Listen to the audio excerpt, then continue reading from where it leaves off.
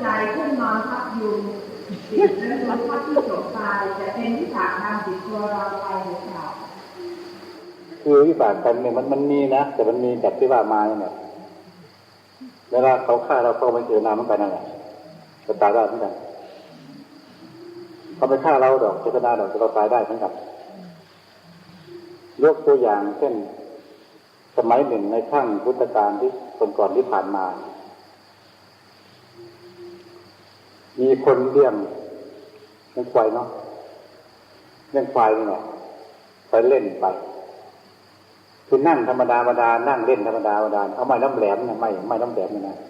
แหลมไม่เล่นที่ธรรมดาก็จับคุยกันจับตรงพื้นดินเนี่ยจับไปใส่พอดีในจังหวะมันกบมันอยู่ในดินนะมันเข้าว่าเข้าฝักเข้าไงว่าเข้าฝัก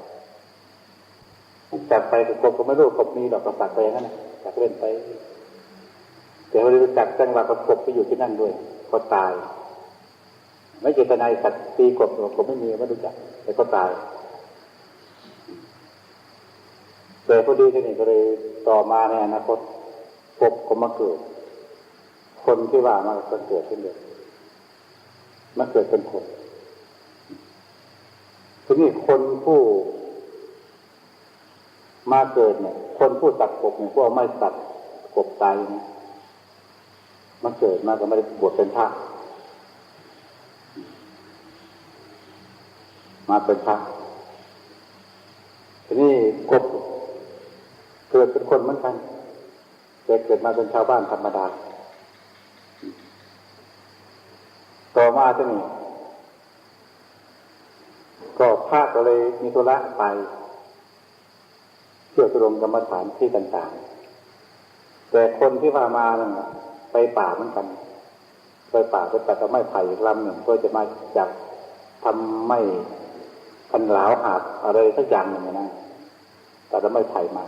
ลำหนึ่งจากเขาก็เดินมาทีนี้พอมาถึงจุดหนึ่งไอ้พระก็นี่ก็เดินมาไอ้โยมก็เดินตามหลังมาถือใบไผ่มาพอดีขณะนั้นผู้โยมหลงทางว่าเอ๊ะทางนี้ใช่หรือเปล่าเนาะแบกเอาไม้ไผ่ไอ้พระก็มองเห็นโยมตามหลังมาถือไม้ไผ่เอ๊ะโยมจะมาฆ่ากูหรือเปล่าเนาะครับจะฆ่ากูหรือเปล่าเนาะโยมพระพยายามเดินเร็วเข้าไอ้โยมผู้ตามหลังก็อยากถามข้าเหมือนกันอยากถามว่าทางนี้ถูกไปบ้านนี่ไม่ถูกต้องไหมก็อยากถามเหมือนกันแต่ก็ตามไม่ทันเหมือนกันนะถ้าเป็นคนผู้แบกไม้ไผ่ตรงนี้ก็เลยคิดในใจเอ๊ะพระคนนี้กลัวเราหรือเปล่าแล้วเราแบกไม้ไผ่ไปเรากลัวเราหรือเปล่านี่คิดในใจก็จะทิ้งไม้ไผ่ดีกว่านะในช่วงเดียวกันที่นี่พระที่ไปก่อนยังไงไม่ได้หรอกเราเดินเหนื่อยแล้วเดินต่อไปคงไม่ไหวเราเหนื่อยเราจะหลบตัวที่นี่ก่อนครับ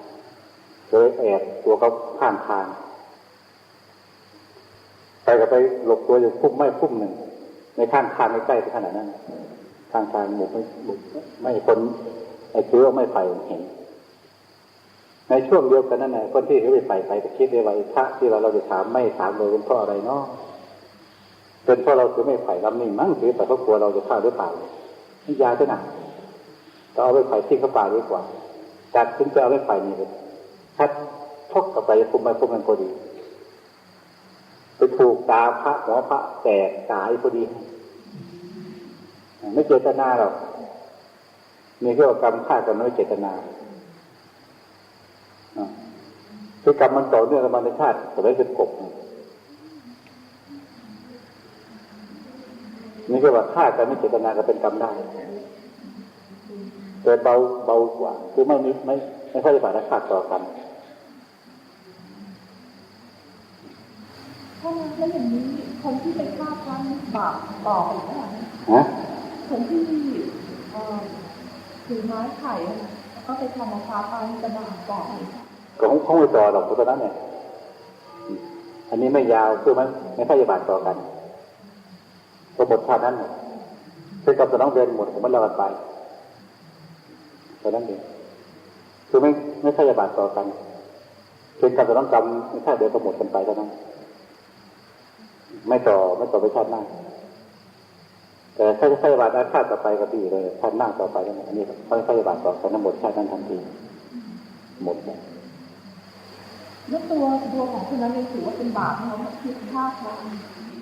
จะไม่บาปหมดแล้วหมดกรรมมันแค่มาจะฆ่าก่อนก่อนแล้วนี่